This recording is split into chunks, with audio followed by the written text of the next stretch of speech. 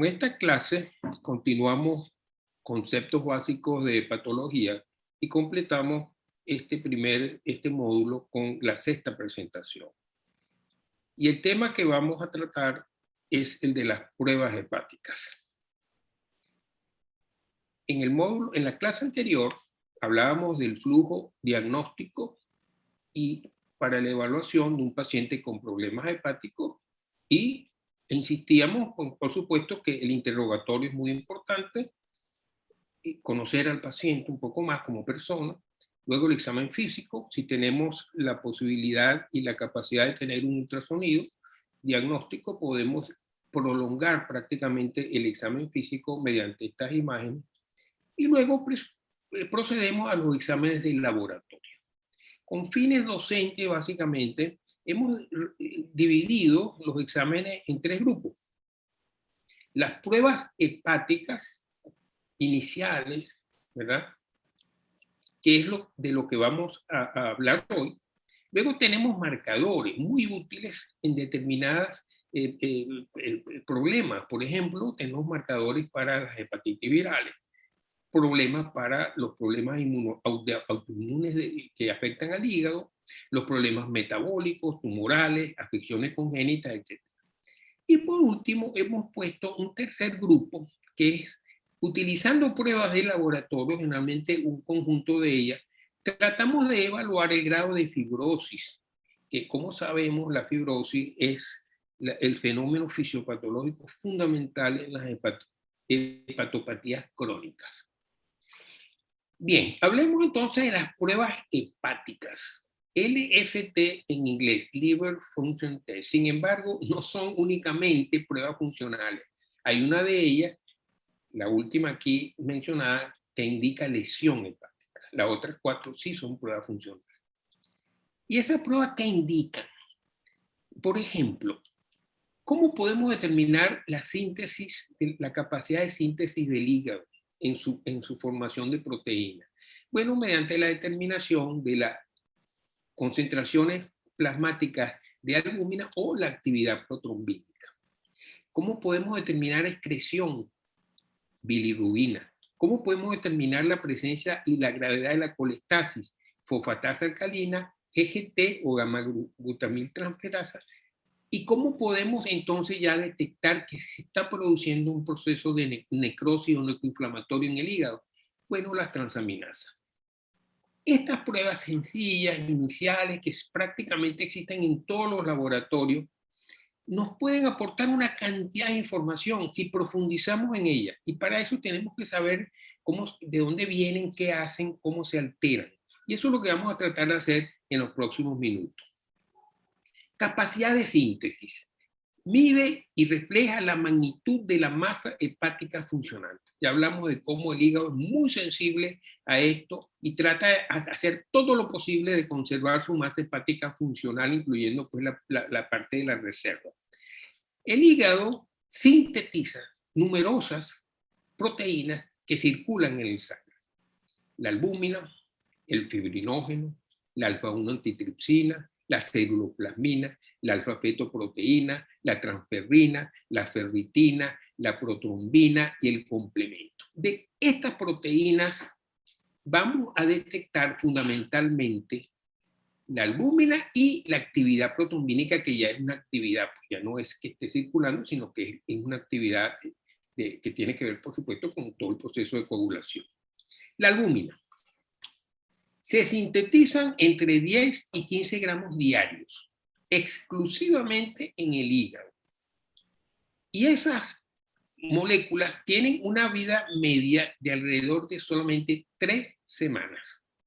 ¿Por qué? Porque ella, a medida que circula en el plasma, ella va polimerizándose, se va envejeciendo. Y esa albúmina viejita tiene que salir del sinusoide, pasa a través de las fenestras, como ya sabemos, del endotelio fenestrado en el ovulillo, llega al espacio de Dice y entonces entra al hígado en su polo sinusoidal. Y dentro del hígado, el hígado la metaboliza y la recicla.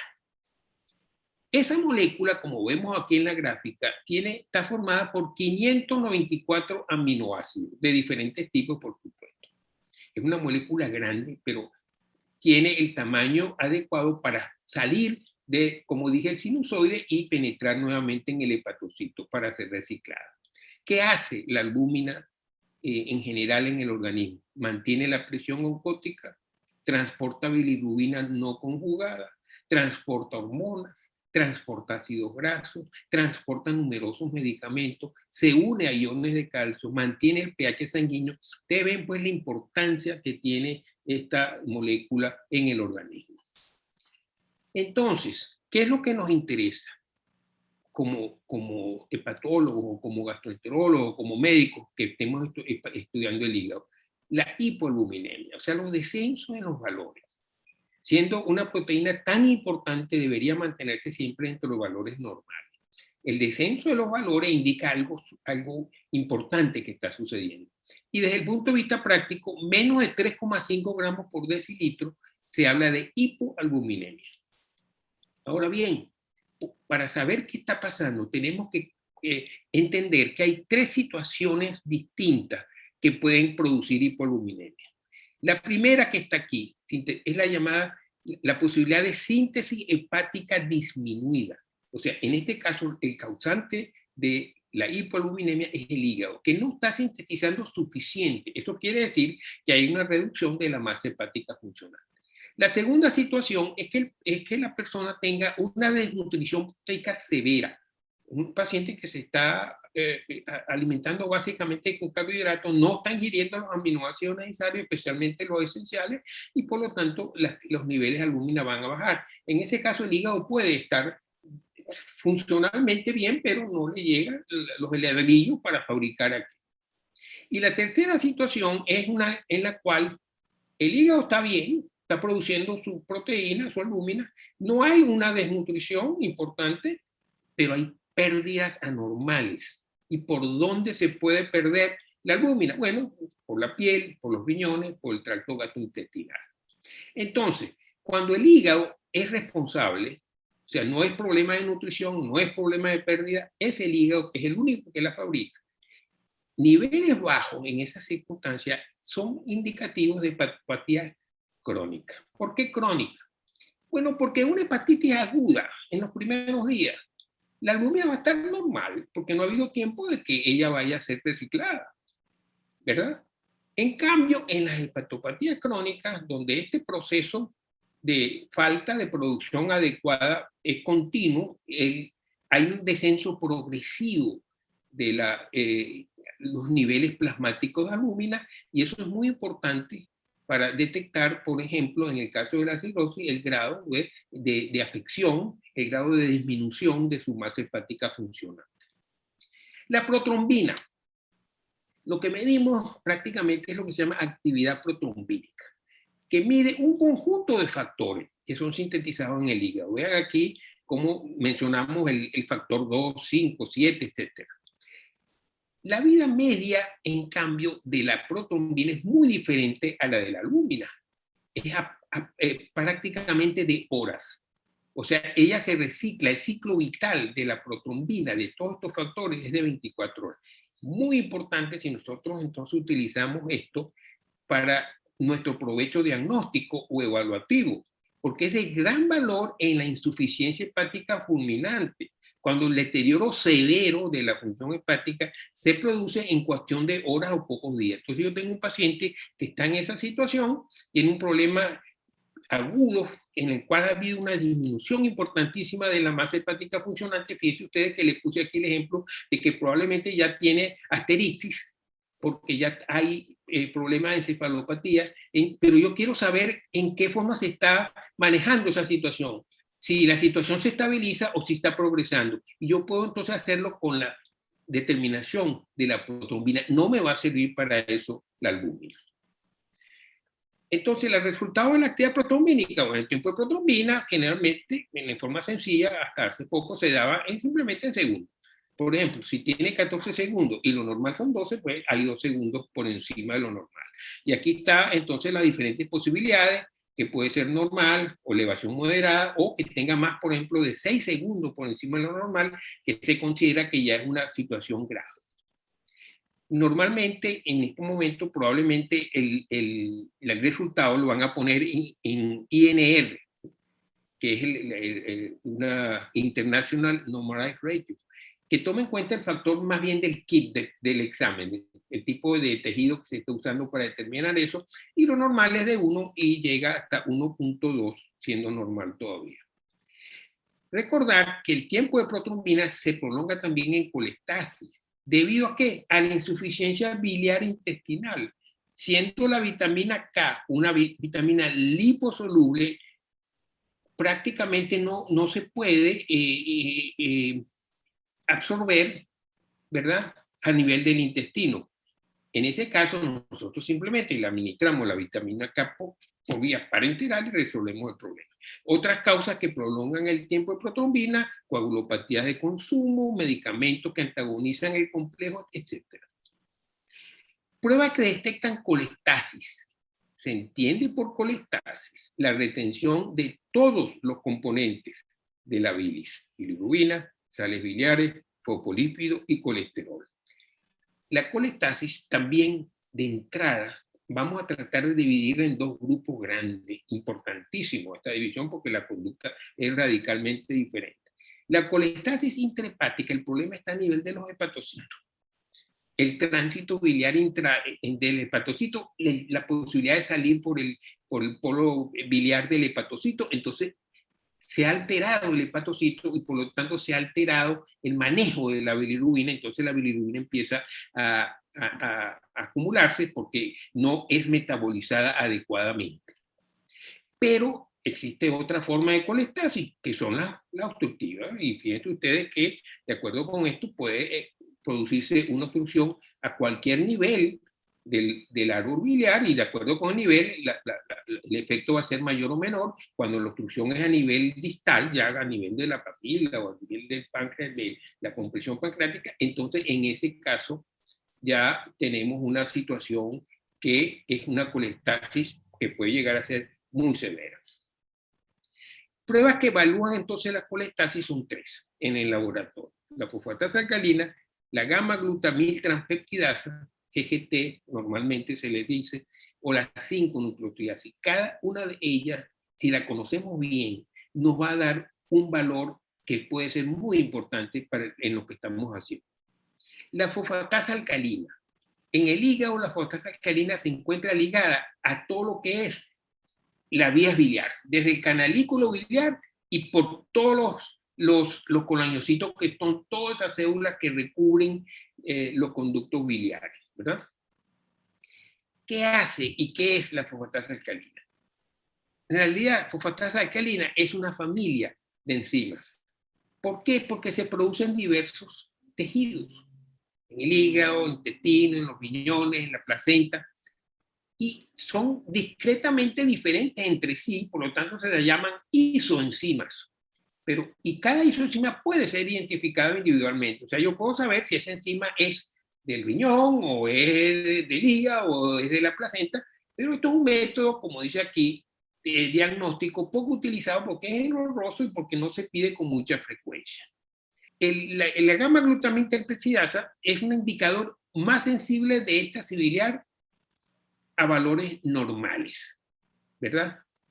En cambio, el mayor valor discriminativo que tiene la gamma-glutamil transpeptidasa es cuando es normal en presencia de una fosfatasa alcalina elevada. ¿Por qué? Porque si es normal, quiere decir que prácticamente no hay colestasis y que esa fosfatasa alcalina en realidad no es de origen hepático. Pero hay un problema, y es que la gamma-glutamil transpeptidasa también se puede alterar por diferentes otros órganos.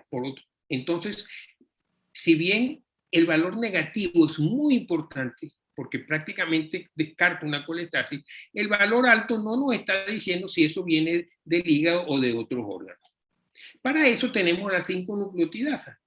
es una enzima cuyos niveles séricos se relacionan muy bien con la fosfatasa alcalina de origen hepático y se eleva en las mismas circunstancias, pero hay una situación interesante, únicamente se produce en el hígado. De manera pues que estas enzimas la detectamos y podemos determinar que realmente esa colestasis es de origen, esa fosfatasa alcalina, perdón, es de origen hepático. Prueba de la capacidad del hígado de transformar y excretar sustancias endógenas. Bueno, el hígado es responsable de la biotransformación de numerosas sustancias endógenas y exógenas. Para poder excretar estas sustancias, como ya sabemos, es necesario transformarlas de lipofílicas en hidrofílicas. La bilirrubina constituye un ejemplo relevante de la biotransformación y excreción de estas sustancias endógenas. Fíjense ustedes que la hemoglobina es el producto del desecho endógeno del metabolismo de la hemoglobina, que proviene de los glóbulos rojos que han completado su vida, su ciclo vital. ¿Y cuál es el ciclo vital de los glóbulos rojos? 100 días aproximadamente. A los 100 días se libera la hemoglobina y debe ser excretada. Y para ser excretada necesita un proceso de biotransformación que se va a completar con la bilirrubina. Y la primera bilirrubina que se forma es una bilirrubina lipofílica, llamada bilirrubina también indirecta, ¿verdad? Esa bilirrubina indirecta, lipofílica, tiene que pasar por el hígado para ser transformada en hidrofílica, si no, no se va a poder excretar. Entonces, ¿y cómo lo hace? Entonces, la bilirrubina indirecta, lipofílica y por tanto no excretable, debe ser en el hepatocito conjugada con el ácido glucurónico para su biotransformación en bilirrubina directa, hidrofílica, excretable por la bilis. Entonces, la elevación de la bilirrubina, entonces tenemos que tener en cuenta tres situaciones diferentes. Cuando se debe al aporte excesivo por hemólisis, lo que está elevada es la bilirrubina indirecta, que no ha sido conjugada a nivel del hígado y por lo tanto no se puede excretar. En ese caso, el problema es que la cantidad de bilirrubina indirecta que se está formando ha superado la capacidad que tiene el hígado normal de poder metabolizarla y transformarla en algo excretable. La segunda situación es que el problema sea por el hígado. El hígado en sí es el que no está conjugando adecuadamente la bilirrubina o no la puede excretar adecuadamente al árbol biliar. Y la tercera posibilidad es que esté debida a una obstrucción del árbol biliar en forma distal. Luego tenemos que las pruebas que indican que el hígado está siendo lesionado, muy importante. Realmente las transaminasas o aminotransferasas, este es el último nombre, que es quizás el más científico, ha sido una de las pruebas fundamentales en hepatología, a todos los niveles, ¿verdad? ¿Por qué? Porque estas enzimas son intracelulares. Las transaminasas no tienen nada que buscar en la sangre, ¿verdad? Su presencia allí no ejerce ningún efecto. Si hay un pequeño porcentaje porque han salido por difusión de los hepatocitos, pero cuando hay un problema de necrosis, que ya sabemos que el hepatocito se hincha, esa transaminasa que originalmente en el hepatocito normal está bien resguardada con una membrana celular impermeable, se empieza a aflojar, empieza entonces un aumento de la permeabilidad de la membrana celular y luego cuando por necrosis el hepatocito se rompe, todo el contenido sale, entre ellos todas las enzimas y la que medimos específicamente es la transaminasa. Cuando tenemos transaminasas elevadas, tenemos que determinar primero el nivel. Como vemos abajo, puede ser leve, más de 3 veces superior a lo normal, alrededor de menos de 120 unidades internacionales, o puede ser moderada, 120 a 800, o puede ser marcada 800 unidades internacionales. Esto es muy importante. La otra cosa es la duración, cuánto tiempo tiene, es reciente, es persistente. Y tercero, la relación que puede haber entre el aspartato y la alanina. La alanina es más específica del hígado que el aspartato. De manera que esta relación en determinados momentos nos puede ayudar a determinar qué es lo que está pasando. Ahora bien, una elevación de las transaminasas por encima de 1000 unidades internacionales prácticamente es un alivio diagnóstico para el hepatólogo, ¿Por qué? Porque esta situación solo se puede presentar en muy pocas circunstancias. O es una hepatitis viral aguda, o una crónica que hace crisis llamarada, o es hepatotoxicidad por algún medicamento tóxico ingerido, o es isquemia por insuficiencia cardíaca aguda, o es una fase crítica de una hepatitis fulminante autoinmune que puede suceder cuando se inicia o puede suceder durante la evolución, que generalmente la hepatitis autoinmune evoluciona con transaminasas muy bajitas, pero de repente pueden hacer una especie de llamarada.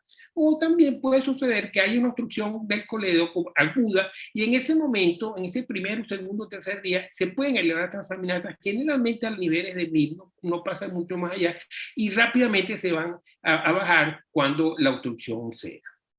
Bueno, con esto completamos este módulo y bueno, seguiremos entonces posiblemente con otras charlas al respecto.